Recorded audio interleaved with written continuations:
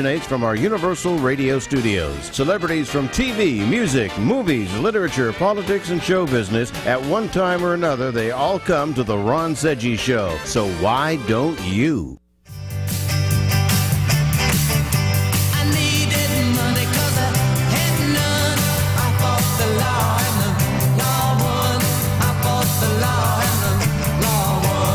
You can try fighting the law all you want, but the law is always going to win. Yeah. From politicians and celebrities to sports figures and business leaders, they're fighting the law.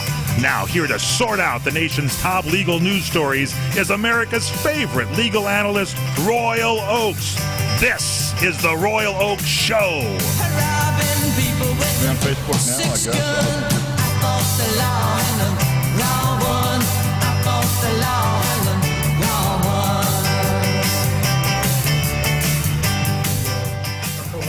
White. How are you today, Barry? Oh, it's Ken Jeffries. You were doing your Barry. Oh, so was I on the air? I didn't realize. I'm sorry about that. You were, but it's okay. If I was, I spoke too soon, but I was mumbling something right before the show started. I appreciated it because actually, what I was mumbling was never going to give you up, baby.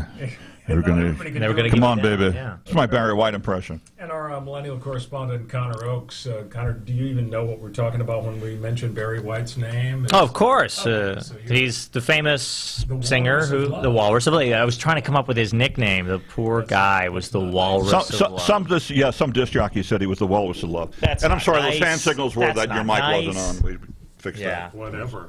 I think we fixed it. We wouldn't want to come across as perfect to people. That would be annoying. True. There are a few glitches here and there. Well, that's all right. So, to quote Ken Jeffries, what a week. What a week! What a week. So the Mueller report... Should be the name of the show. What a week. It should be. Top story tonight. Yeah, you're going to have to yell. You have to share my... There is a little mic trouble, so I should... Oh, okay. So... we're having... Our mic... Our audio out... Connor and I can just it's okay. It's okay. Oh, equipment failure. So the Mueller report. The question is: do the Democrats have the brass balls to go for the brass ring of impeachment? Nice, yeah. That's going to be kind of the question we've got.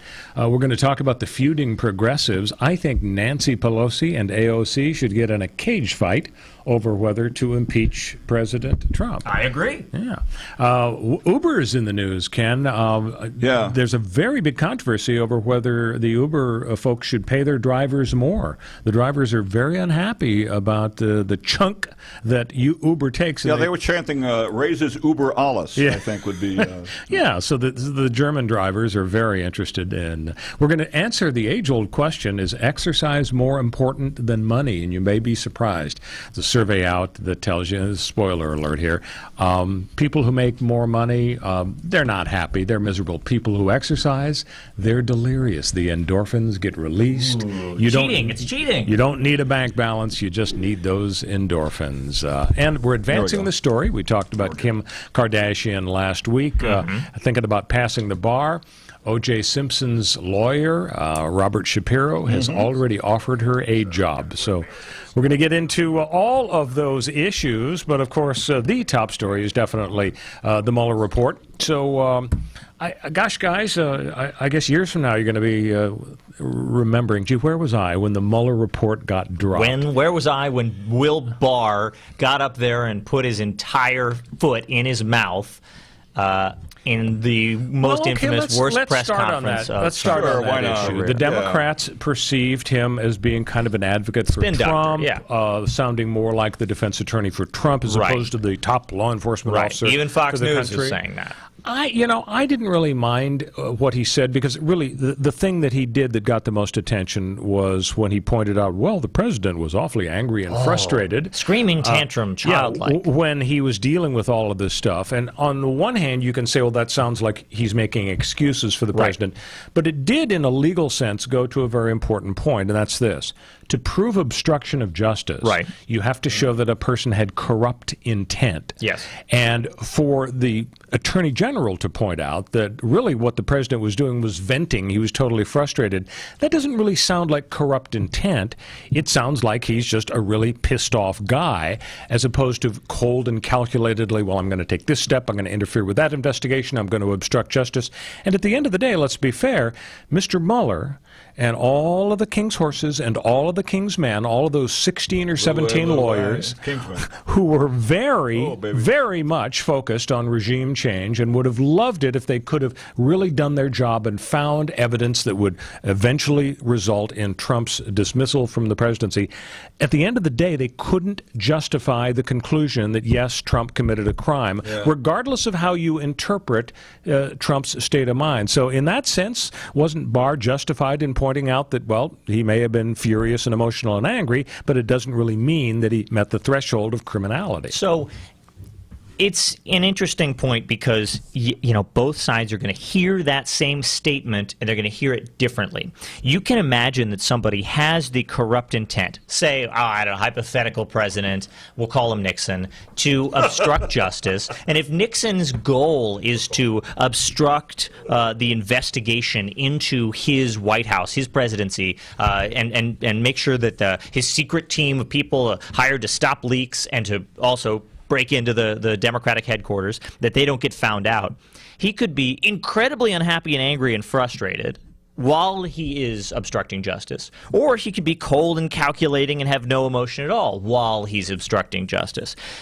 Regardless, you can still obstruct justice either way. And so in people's minds, they're thinking, liberals as they hear this phrase, yeah, he's venting and screaming and angry because he's venting and screaming and angry and immature and out of control of his emotions every single day of his life. And on the other side, the Trump supporters in the room who see him as instead fiercely and passionately fighting for their rights and for their position and you know, they need a pit bull for America, somebody on the world stage who's going to, you know, throw punches and not back down. That's who they see Trump as. And so they see his bravado as calculated inherently. So when they hear he is, you know, ranting and screaming and venting and angry, as Barr said, they're saying, oh, that's a break from normal. That must have been his motivation. He was just emotionally lashing out when he said and did these things, and those are expressions of his unstable emotions. They also knew not to go along with it, and that's what saved him. Yeah, that's the craziest thing. Would that years ago against Nixon say, let's pick a president, say, hypothetical.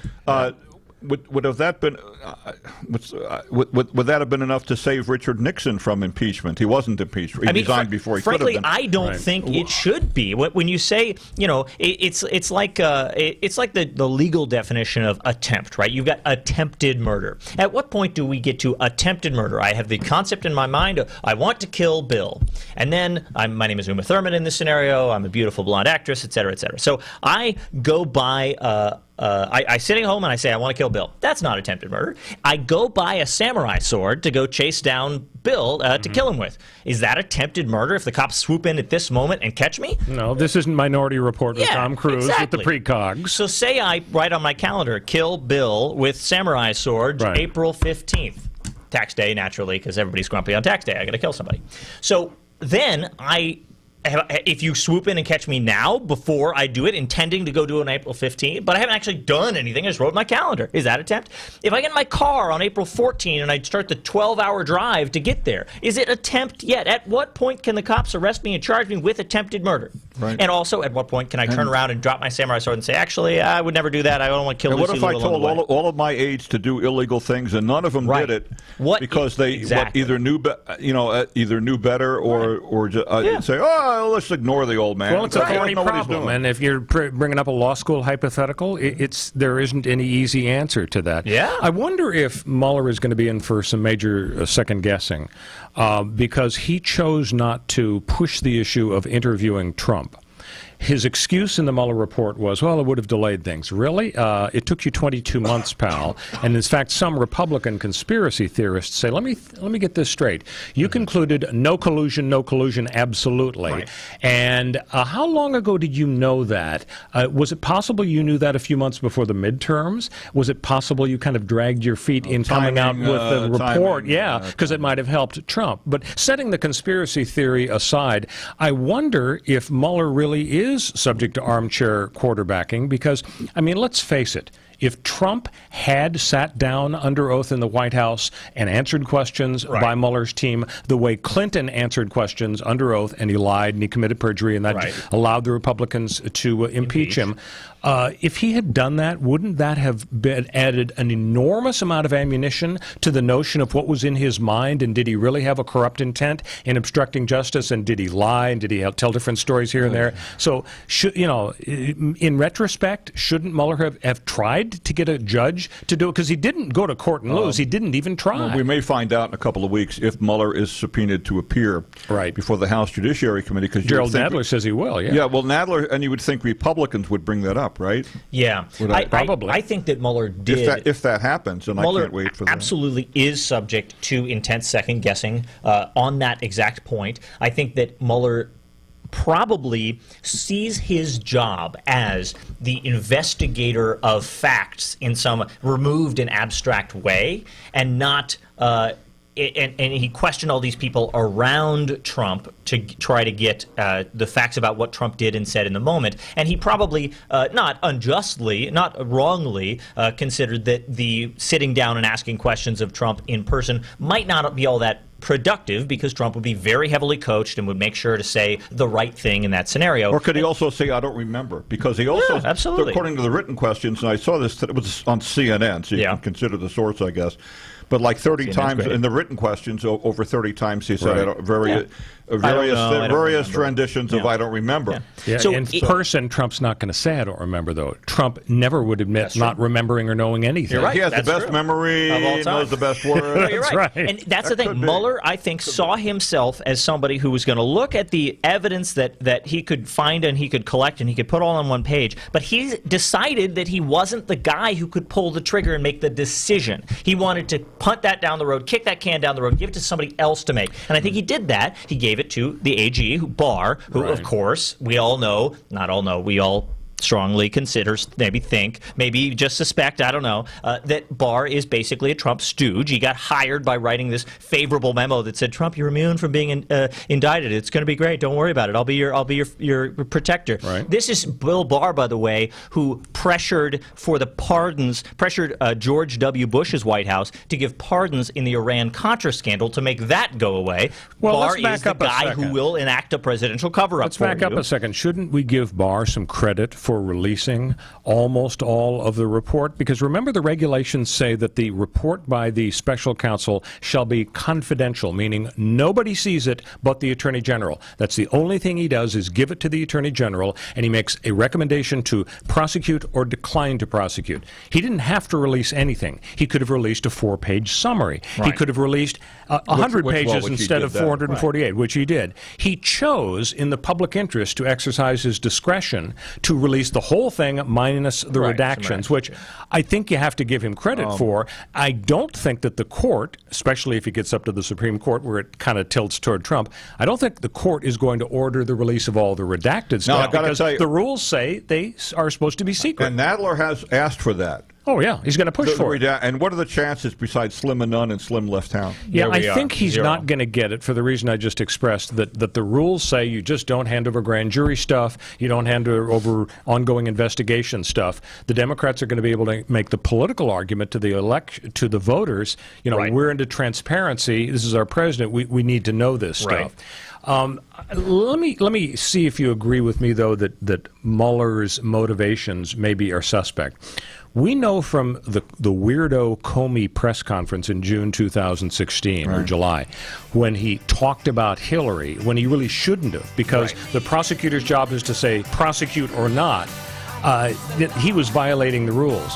In a way, Mueller did the same thing. His job was to say to his boss, the Attorney General, yes, there was a crime, or no, there wasn't a crime. Instead, he said, I really don't know. Yeah. And it wasn't his transparent motive to sort of pressure Barr to release to the Congress and to the public, so that Mueller could put into the public square, and the guys who will decide impeachment, all of the evidence against Trump, even though it didn't justify a crime. That's really interesting. I want to think about that and come back to it after the next break. But I am inclined to disagree.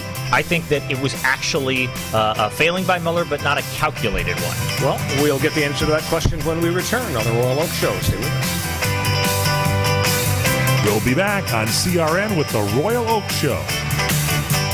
Hey, Lorraine, do you realize that your mother, my mother-in-law, Chef Maria, has been serving Las Vegas since 1949? Yes, I do, Dennis. That's when she first met Howard Hughes, who fell in love with her cooking. And in 1955, she opened her first restaurant on Fremont Street. Yes, dear. And another great customer was Liberace. Wow.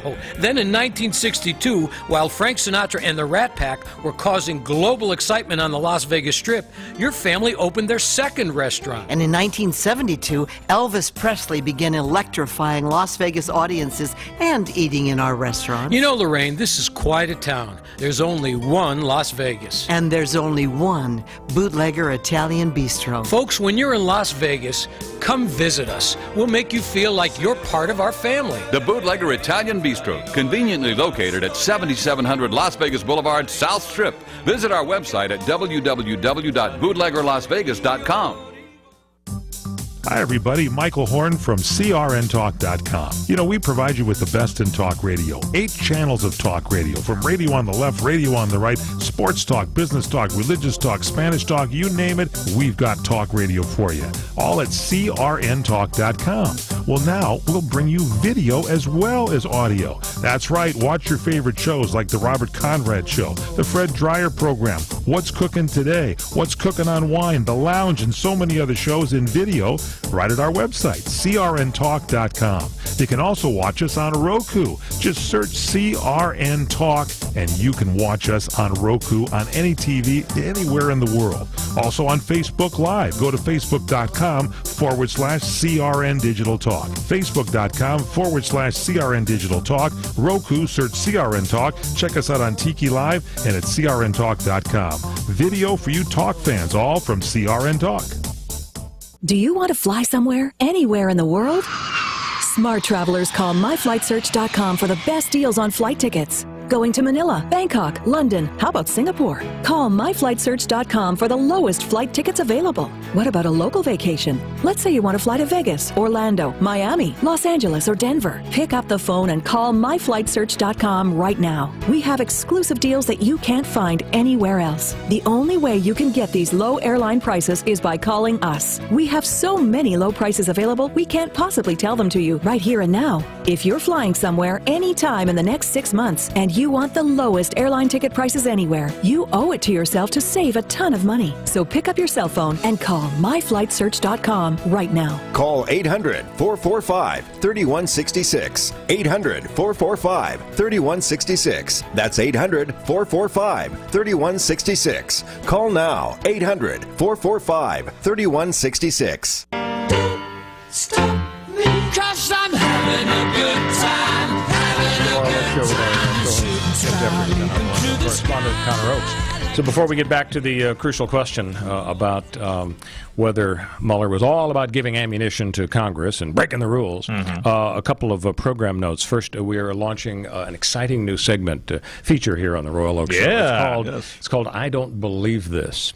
And co-host Ken Jeffries is going to introduce this into his very professional broadcasting It was hard style. to talk me into it because I didn't believe it. Yeah, that's right. So there we are. So later in the show, Connor and I are going to role play.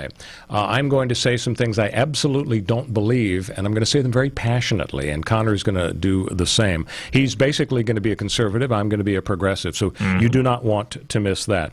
Also, before we get back to Mueller, breaking news, the memory of Kate Smith. The moon came over the mountain. God bless America. One of the iconic personalities in the 20th century for the United States. Apparently, she was a really bad person whose memory should be erased. We should get one of those big Cancel pink culture. Farber erasers. Yeah. Let's cancel her. What's the story, Ken? Why don't people like Kate Smith? What happened, and this happened this week, the New York Yankees have decided to pull the rendition of Kate Smith singing God Bless America in the 7th inning. They've run that since 2001 for obvious reasons, since 9/11. Philadelphia Flyers, the hockey team, also ran her rendition. They've run it since the 70s, and in fact, on it because she was a good luck charm for the Philadelphia Flyers. Actually, in a way, you could argue, I guess she helped them win a couple of Stanley Cups, perhaps, when they would play her rendition of God Bless America, and they'd win a bunch of hockey games.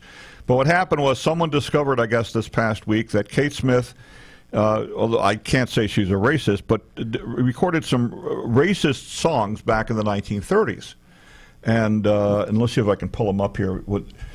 She recorded a song called Pickaninny Heaven. Yeah, and pickaninny being a very offensive term referring to an African-American child. And she also, That's Why Darkies Were Born. Yeah, it's extremely offensive stuff, and people are basically saying, some people are reacting, saying, well, it's a product of the time, and, that's the sort of thing that was in the culture, and it was acceptable back then, but a lot of other people, the Yankees and the Flyers together, have both decided, independently rather, that it's not important to keep around that rendition by that artist. You can still sing God Bless America. And by the way, the second one, just to make a point, That's Why Darkies Were Born, apparently was also sung by the black civil rights activist Paul Robeson back in the day, which leads some people to say, well, it was really a satire. And that's right. And so on. You so have to consider the times. I got to say, guys, to paraphrase our esteemed President of the United States, this is BS. And now he didn't use the letters. He used the entire word. Yeah. This is a load of crap to get rid of Kate Smith. What about Michael Jackson? Okay, we know he was a child molester, and yet we still consider Thriller to be a toe tapper.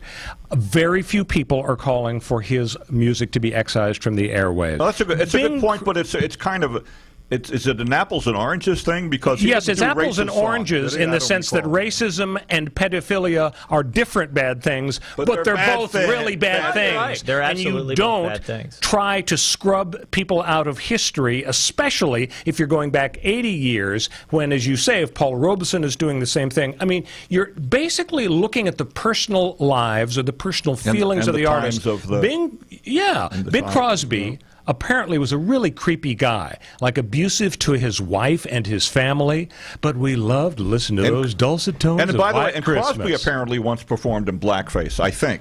Okay. That was the Jolson. What about Al? I just think this is political correctness run amok. If you give everybody an eraser, then pretty soon there isn't going to be much left in history. All the statues will be gone. All of the songs. So what do they do with the Kate Smith statue now in Philadelphia? It's all covered up. Replace it with a Rocky statue. I don't know, but I don't know. Connor, what do you think? Would you excise Kate Smith? I would. I think that you can say. That there's a slippery slope towards losing a lot of important or valuable history. But you know what? If you're at the bottom of the slope when Kate Smith comes down, you're in trouble. If you are... Okay, so now I'm guilty of fat shaming. I guess I should be scrubbed from the show. Exactly. It's the Cannon Connor Show. Yeah, exactly. Well, I've been waiting for this moment. Yeah. So... you can say that she had a lot of good things about her career and gave us a lot of beautiful art, but she also had some bad things, but the good sort of outweighs the bad, and that's a measuring test you can do. And I think that's a more nuanced way to look at it, so I agree with you on that. You shouldn't excise somebody from history just because they had bad views. George Washington owned slaves, but he did lots of good things too. So you do have to put it on a scale, whereas somebody like Michael Jackson or R. Kelly, these guys, I think their music actually should be excised from the airwaves. And as we've discussed previously, I think the problem with it is that our culture has not managed to use law enforcement and sort of general society's understanding to put them behind bars. So we have to culturally put their music behind bars. And you got to do it one way or another to make sure the public knows this is the wrong thing, it's the wrong way to be, and we don't stand for it. So you got to do something. I think we should be left with only Muzak done by Menudo. That's all we need. Hey, we are going to get to the answer to the question of whether Comey was off base. CRN Stay with us. Royal Oak Show. This is the entertainment answer. The power of faith and prayer drives the new PG-rated drama Breakthrough. When her 14-year-old son drowns in a lake, a faithful mother prays for him to come back from the brink of death and be healed. And my son can hear you whether you believe it or not. So, from now on, I don't want anybody saying anything negative about his prognosis in this room. Breakthrough, rated PG, in theaters April 17th. For this entertainment answer, I'm Matt Mungle. We are the debt destroyer. Any debt you have, credit card, tax, student loan debt, call now to get our free report that tells you how to destroy your debt. It's a great resource. Plus, when you make this free call right now, we'll have a debt destroyer expert ready to help you. They can show you how they can help you destroy your debt and get your life back on track. Debt problems don't have to be overwhelming. You can live stress-free and debt-free. Credit cards, medical bills, IRS tax problems, even student loan debt. Learn about free programs offered by the credit card companies, hospitals, and even the government that can help you slash your debt. Call right now for free information, including our Debt Destroyer Guide, a $300 value, yours free. Call right now. 800-515-6348. 800-515-6348. That's 800-515-6348. Looking for an intimate, romantic getaway? Escape to Maui's premier bed and breakfast, The Plantation Inn, a quiet oasis in the heart of Lahaina town. Guest rooms and suites offer Hawaiian plantation decor, combined with modern amenities, and surrounded a serene courtyard with a pool, jacuzzi, and lush tropical foliage. The inn is located just steps from Lahaina's historic Front Street for an easy stroll to museums, galleries, shops, and restaurants. Call 667-9225 or visit theplantationinn.com and plan your getaway now.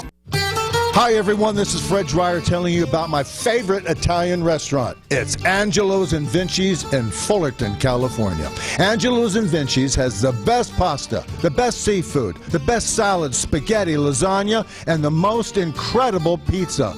And the chicken is delicious. Marsala, piccata, cacciatore, parmigiana, and more. For desserts, try our spumoni or our tiramisu, my favorite, flown in fresh from Italy. And the cannolis and the zeppolis are out of this world. Open for lunch and dinner. And don't miss the Sunday champagne brunch, just $23.95. Are you kidding me? It's all up the road from Disneyland at 550 North Harbor Boulevard in Fullerton, California. Angelo's and Vinci's, like Michelangelo and Leonardo da Vinci. Call 714-879-4022 or visit us online at angeloandvinci's.com. Do you want to fly somewhere, anywhere in the world?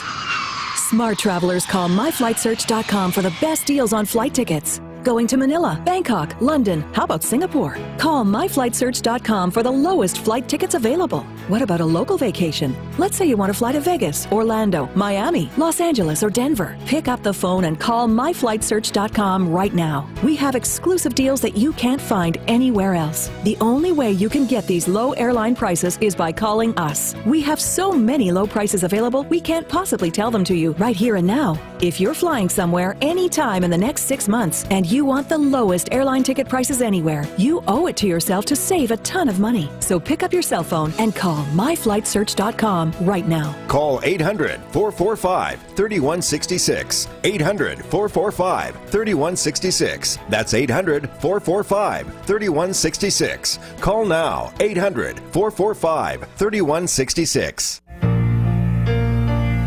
The Royal Oak Show with our co-host Ken Jeffries and our millennial correspondent Connor Oakes. So, before we get to the answer to the Mueller question, I just realized I'm doubly guilty of fat shaming. Not only did I make the stupid joke about Kate Smith sliding down the slippery slope, but I called Barry White the Walrus of Love. Was he not the Walrus of Love? Well, he was like 400 pounds. There were some disc jockeys that used to, seriously, when I was a DJ in the Stone Age, we did get word that some DJs used to call him, I may have done it too, I just don't remember anymore. It's a long time ago. Bubba the Love Sponge called him the Walrus of Love. That would be fun. Well, nobody outside of Florida knows who Bubba the Love Sponge. Well, they do now because he was involved in the Hulk Hogan $125 million case. So. And the Tucker Carlson. Oh, that's right. Yeah, and Tucker Carlson as well. He had some, Tucker Carlson said some naughty Kate Smith type things. Tucker Carlson said naughty Kate Smith things? Yeah, he called into Bubba the Love Sponge's radio show. I've never possessived a sponge before. He called into Bubba the Love Sponge's radio show, and he said some very bad things about black people, minorities and women. Then he sang "God Bless America." Of course, he did. So here's the question. Said basically the same crap he says on Fox every day. Here's the question that Connor and Ken get to answer that's been hanging miasmically in the air for the last 20 minutes. by not sticking to his job, Mueller's job of saying yes or no on a crime, that's the prosecutor's job, and instead saying, I don't know, it's a head scratcher. I can't tell. It's a coin flip. Here it is, Mr. Barr. Right. By doing that and revealing to the world, because he kind of knew Barr was going to release this, I'm sure, was that really just sort of a calculated, cynical attempt to get all of this pile of stuff about Trump in front of the Congress by indirection, not doing his job? Or do you think it was justified what he did? So it's a very interesting take, a take I have not heard from anyone before. The idea that Mueller wanted his report to come out, and therefore he was vague and didn't come to a conclusion, so that people would say, well, now we have to come to our own conclusion. Well, he could have come to a conclusion that there was obstruction. Yeah, I'm sure Maxine Waters and Liz Warren would say, yeah, it does that. But he said, no, I cannot say it was a criminal act. My thought is that if he had said, if he'd done anything but what he did, if he'd said, yes, there is obstruction, or no, there isn't, if he'd said, yes, there is obstruction, there absolutely would have been calls from the right, especially, to say, well, then show us the report. If there's obstruction, we got to know how you used to come to that conclusion. Right. And if they'd said, no, there's no obstruction, it definitively had come down on the issue, then you'd still have tons of outcry from the left saying, come on, show us the receipts. How can you say there's no obstruction but not show us why you think that? So I think there would have been enormous pressure to release it regardless. So I don't know that that is a good plan if your plan is to get it out, to be vague on it. I don't even know if that's the most... It might be the least inflammatory way for it to have gone, to say, I looked at some stuff, we couldn't come to a conclusion.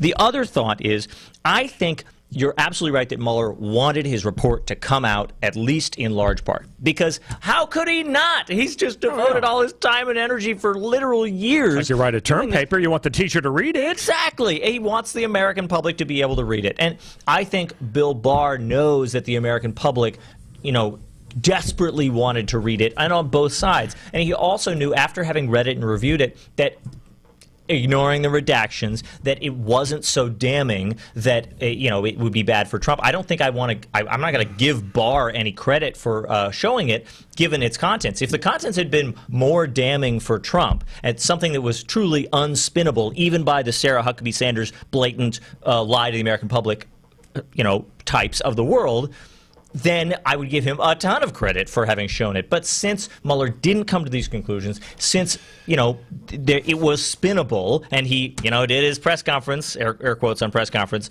speech, spin, I don't give him credit for releasing it, because I think he knows the American public aren't going to read 400 plus pages. Ken, what's your take on it? My take is, and I wrote something down here because I thought it was very important. Connor, stop talking. And now you can't read if you're like me, you can't read your writing now. No, that's why I have no idea what it. When Barr came out with his 4-page summary, quote unquote, all of a sudden I felt like really it was the last episode of The Sopranos on HBO. And remember they're all in a restaurant. You didn't know what to think, right? And all of a sudden they go to black. Right. They go to black. Yeah. You have no idea what happens to Tony Soprano. You think whacked or not? You think he gets whacked. Yeah. You're not sure. And that's anticlimactic. It kind of reminds me of that. No conclusion. It's unsettling. So that leads to my next question that I'm curious about your guys' take. Yeah. You're the Democrats. I am. 3 or 4 months from now, yes, Gerald Nadler has been pounding the test about subpoenas and up and down the court system, and maybe they get the redactions and maybe they don't. Maybe they get some more stuff. But Probably basically not. I'm betting that essentially what we know 4 months from now is going to be what we know now. Yeah. A lot of interesting information about what Trump did. Do the Democrats pull the trigger and go for impeachment? And, well, I don't want to spoil all the really good reasons why you're going to be arguing for impeachment in our later awesome new segment. But I will say, I think they should, and I think that to not do so is to take a short-sighted and naive view of the American public and public opinion and how politics does work and should work. And in this way, I think politics does work this way in a way that it should work. So here's what I'm thinking. To say that because there aren't the votes in the Senate to impeach now, or to say, to convict now, or to say that the American public is not enough behind impeachment such that we should not do it now, is to take this myopic view of the American public and public opinion to say that they can't be swayed. That the process of impeachment, the process of putting all these smart people up there saying these are all the reasons that we've taken from the Mueller report and from all the stuff we've seen in our lives on TV and on Twitter and everything else. These are the reasons we should impeach. That can affect public opinion. You can get the support from the public. Well, the later, Republicans felt the same way about Clinton in 1998, though, yes. and they paid the political price. Because the public opinion survey showed that folks didn't think that lying about sex, even if it was under oath, was impeachment worthy. Yeah. Now, here, isn't there a real danger that not only will the Democrats be on a doomed mission, because let's face it, based on what we know now from the Mueller report, they are not going to get 20 Republican senators to vote for conviction. Right. It's not going to happen, so they won't win. Isn't there a real risk, and I think that Nancy Pelosi recognizes this and others, isn't there a real risk that if the Democrats do forge ahead, use their bare majority in the House to impeach him, and then have the mission go down in flames, that the great middle, the folks who will really decide the election in 2020, will be frustrated that the Democrats can't let go of this, and that the Republican base will be galvanized to the point where they're still going after our guy. Remember, the Republicans, 90% of them are behind Trump.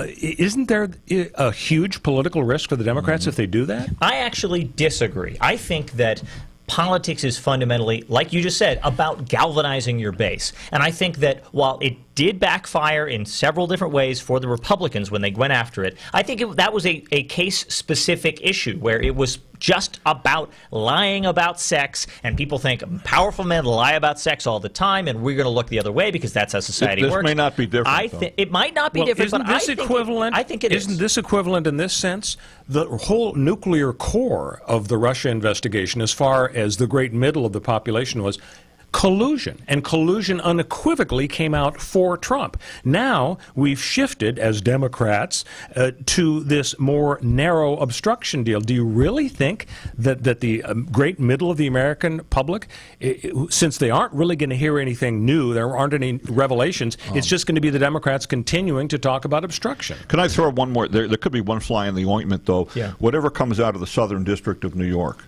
Oh, absolutely. But we don't know is there a timetable for any more indictments or not? It could be nothing. No info. It could happen any time. Yeah. You're right. It could be big time financial problems. I wouldn't count my chickens on this either. I mean, I know certain people who absolutely would go to Vegas and they'd bet their house that Trump is guilty of money laundering, and it's going to come out. Financial crimes, his income taxes. A lot of this is sometime timing. in the next year or year and a half. We still have a year and a half before the election. Well, by that time, Plus the Stormy Daniels stuff, a lot of people say, well, it's going to be determined to be a campaign law violation. But I put that in the category of lying under oath about sex that Clinton skated on. I agree. I mean, everybody knows Trump, of course, he paid off folks because he slept with Stormy Daniels. Well, there probably wasn't much sleeping going on. Although on her part, what about the other? Is there any other money laundering going on? Well, we don't know yet. I don't have my Trump crystal ball. The sex things I don't care too much about either. But that's But the question of whether that you brought up of whether obstruction will fall into that same category and will be seen as something where people are saying, there's just not enough, and the Democrats can't let go, and they're harping on this, and whether the Democrats will suffer political consequences. I think it actually goes the other way. I think that Democrats, in the midterms, there was a massive blue wave it would have been extremely difficult to take the Senate, but there was a measurable blue wave, really, and everybody discounted it. But when you look back on it, it was a big deal. And the Democrats, all these new young Democrats, especially female, minority Democrats, they all got sent there with a mission, and that mission is to fight hard for what their base that elected them wants. And I'll tell you what those people want. Well, people out here in California and everywhere else, like these new senators who are under fire and in the news all the time. They're from Minnesota, some of them, right? These people were sent to Washington to fight hard, and one of the things that we want them to throw up their fisticuffs on is impeachment, and on the basis of obstruction. And to say that, well, you don't want to anger the middle of the roads and the Trump voters, that I think is a fundamental misunderstanding of what wins elections.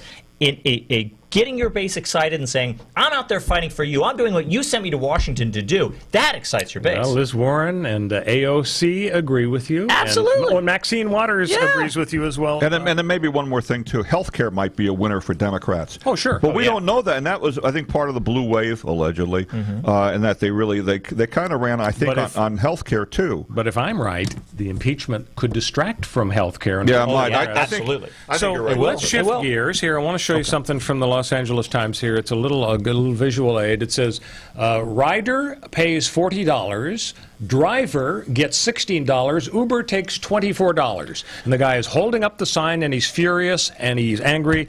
And I guess I don't quite get it.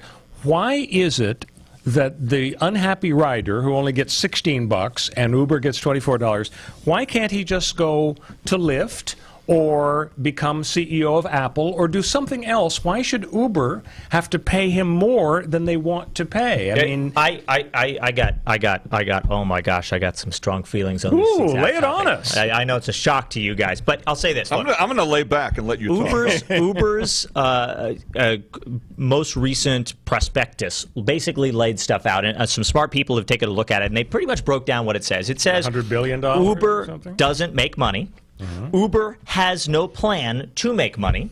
Uber is... Sounds like Amazon from 10 years ago. Yeah, Uber is hoping that shareholders will give them even more money in order to take big risks and expenditures to go down routes that have no proven plan to make money.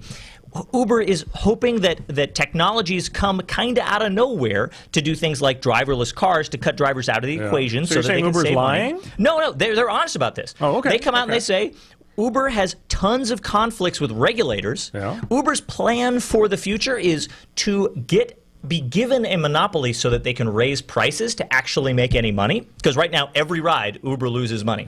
So they say... You're saying that they want a monopoly? How are they going to... What do the Lyft people say about Uber having a monopoly? That's exactly the problem. Yeah, they're not going to get a monopoly. They are saying to regulators, just like you have cab drivers monopolies. Cable companies have a monopoly. Yeah. The government approved that. Exactly. But why would the government allow Uber to have a monopoly? That's the problem. But We'll say no to them. That's what they want. But just like I say no to the Uber driver, he shouldn't force them to pay more than the market system says he gets. Here's the fundamental problem. Uber is currently, at the moment, you could construe it as basically kind of a hype machine scam against its own shareholders who are saying... Well, I just asked a minute ago, are they lying? And you said no. They're not lying. They're just saying, fudging? We have a future, and this is our plan for the future. And shareholders are at the moment foolishly, naively saying, that sounds like, I guess, an okay plan because you're such a big deal. The problem is, America and the world are not ready to go back to a pre-Uber world. It's different now. We don't like cabs. We expect rides to be cheaper. But the problem is unless Uber the driver has murder on his mind. Right, exactly. Yeah. But Uber has given us something at a very low price point when that price is really not reflective of how much it costs. Uber's losing money on every single ride. And so you just have to say, what is Uber's plan? They have tons of disputes with tax authorities because they don't pay very much tax, and tax authorities hate them. But who cares what their plan is when the focus is, why shouldn't they be able to cut any deal with the driver they want, and if the driver doesn't like it, he can go to Lyft or he can run Apple. You're absolutely right. It's just that they don't have to cut a better deal with this driver because Uber and Lyft both are basically getting a really sympathetic look from investors who are pouring money into the company, even though they're losing propositions at the moment. So Uber doesn't have to do that because Lyft is getting the same sweet deal, so you can't really get a better deal as a driver. Isn't it ironic that we're critical of Uber for trying to get some sort of a sweet deal or a monopoly when for decades in your old stomping grounds in New York, you get your medallion and nobody else can get the medallion unless they're a close personal friend of Rudy Giuliani. And this is why cab drivers in New York are committing suicide. Oh, yeah. The poor guys are totally out of business. Yeah. Right. And you're right. I shouldn't be too critical of Uber, who are really just trying to make a buck, make a successful company, but they really are rudderless in this scenario, and they've created by their capitalist vigor and fervor, who are going out there trying to change the world for the better and make a lot of money along the way. They have changed the world in a way that is not really sustainable. They're losing money, they're hemorrhaging money, and at a certain point it's gonna come back and catch up to them, and in the meantime they're making their drivers miserable. Well, now riders are getting a pretty sweet deal. I have a solution for the Uber drivers. They don't need money, they just need exercise. A study in Lancet has said maybe you should hit the gym instead of working harder, because it could make you just as happy as that extra money. Study in Lancet says people have a greater sense of well-being if you are physically active. You are happier than people who earn $25,000 more than you per year. They studied 1.2 million Americans. So isn't that the answer, guys? Shouldn't we just go down to 24-hour fitness, assuming we can afford the fees? Yeah. I'm going to do some squats right here. I mean, just in the studio. By the way, money can't buy you happiness, but it can rent it, I'm told. Exactly right. No, you're absolutely right. Let's go get swole together. We'll be a super buff radio team. When we come back, we're going to inaugurate our new feature. I don't believe it. And Ken Jeffries is going to introduce it. We're going to have a little role play activity here on the Royal Oak Show, so stick with us. We'll be back on CRN with the Royal Oak Show.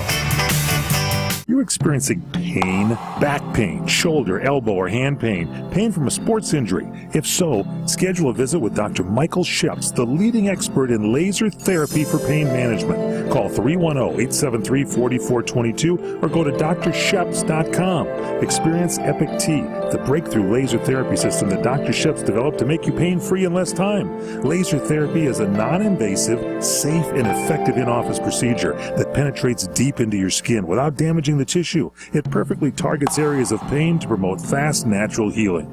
Relax your muscles, ease muscle spasms, joint stiffness, and arthritis pain while increasing blood circulation. For over 25 years, Dr. Sheps has helped Olympic athletes and sports enthusiasts alike get back in the game. Schedule your visit with Dr. Sheps at his Brentwood office in California. Call 310-873-4422 or visit drsheps.com. That's DRSHEPS.com. 310-873-4422. These days here in Los Angeles, the cutting edge is the edge we all want to be on. And if you want cutting edge Mexican food, go to the Mercado chain. Mercado Taqueria, Maradentro, and Extra in downtown Los Angeles. It's both classics and it's also a new wave of dishes, things you've never tasted before, plus great, amazing cocktails. They do wonderful things with tequila and with mezcal. And Mercado Taqueria, Maradentro, and Extra, the best Mexican food in the new wave. Imagine this is your money and someone wants to take it from you. Who is it? The IRS. They want your money, and guess what? They can legally take it, all of it if they want. Remember, they sent you that letter that said, hey, you owe us a bunch of cash and we're going to take it from you. So what do? Fight back by letting our team of experts at the tax helpline work it out with the IRS so you can keep your money. And we're good at what we do. When you hire us, you get a team of guys on your side that know the IRS laws and will fight to save your money. So if you owe the IRS a ton of cash and you want to keep it, call right now and learn for free how we can help you put it back in your pocket. 800-932-1597. 800-932-1597. 800-932-1597. That's 800-932-1597. What do the 4 stages of cancer really mean? Do you know how much cancer you actually have? Have you been diagnosed with cancer? What does that really mean? Are you paralyzed by your diagnosis? Go to www.testingcancer.com. Get the answers to what you're trying to resolve. Go to testingcancer.com. Take the cancer assessment. Discover a better way to evaluate cancer levels. Go to testingcancer.com.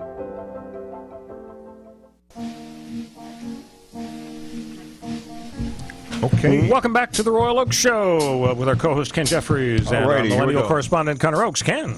All right, heard it through the grapevine. It's time now for our next segment called I Don't Believe This. All right, or as Howard Cosell would say, I don't believe it. But Royal and Connor will take opposite sides of stuff they really believe And the topic right now is impeachment. So I guess, Royal, you start, huh? Thank you, Ken. Okay, here's the bottom line, folks. We got to impeach Donald Trump, and we got to do it right now. Let's put it in historical context. Presidents aren't, just the Secretary of State or the head of the DMV. They are the leader of the country. I mean, you go through our history, and George Washington, he led us to victory in the birthing of the nation, and he could have been king. They offered him a kingship, and he said no. And he could have been president multiple times, and he said, no, I'm going to quit after 2 times. You go to Lincoln. This is greatness. This guy gave up his life. He gave up the lives of hundreds of thousands of Americans to keep the Union together. You go forward to FDR. These people are at the pinnacle of our society, and we have a right to expect greatness. So now we come to the question of whether Donald Trump should be impeached. The constitutional, political, and legal angle of high crimes and misdemeanors, there's no absolutely clear definition of what that phrase means. But it's kind of like what the Supreme Court justice said about obscenity. You know it when you see it.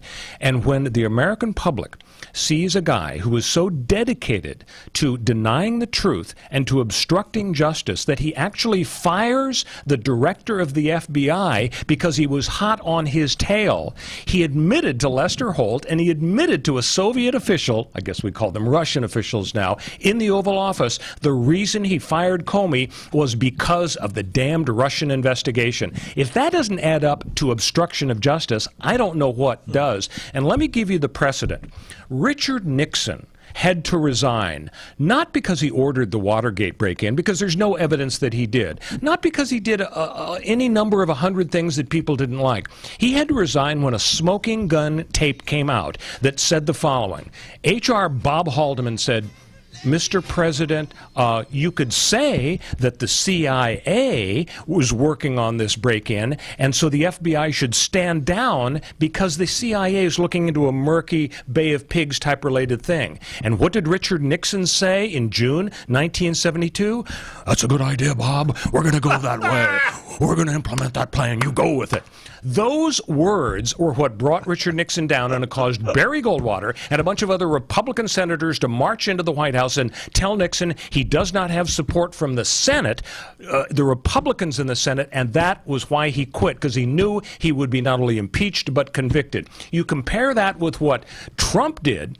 It's the same kind of thing. He obstructed justice by saying, I'm firing this guy because he's too hot on the trail on the Russian investigation. So we don't have to wait. We got to impeach the guy right now. And now with an opposing view, here's Connor Oakes. That was beautiful. Hurry up, Connor. Not much time. I don't believe this, but I'll say this. Steny Hoyer is right. The American public will decide Trump's fate, and they'll do it in 18 months. We've got a presidential election coming up, and the best possible way to respect the will of the American people is not for a bunch of Democrats who want to further their own careers naturally by becoming celebrities on TV to push impeachment that will possibly not even be successful. The best way to move forward for America is to let America decide, and they'll do that in November of 2020 when they decide who the next president of the United States will be. Plus, the process we vilified the president after Nixon for pardoning Nixon. But you know what? It spared America from a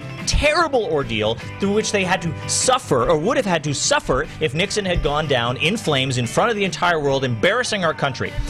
And finally, we've got the Southern District of New York chasing him down. They will pick up the mantle, and if there really are crimes out there that weren't exposed in the Mueller report, they will convict him, and they will indict him as a sitting president, and the Supreme Court will say, yes, we're allowed to indict a sitting president, and it will all work out. You've made some really good points. Thanks. I think you're right. I think you're right. Oh, no, you're right. No, you're right. Well, I think Ken's right, too. Yeah. I'm right, saying the show's over, folks. Ladies and gentlemen, have a great week. See you next week.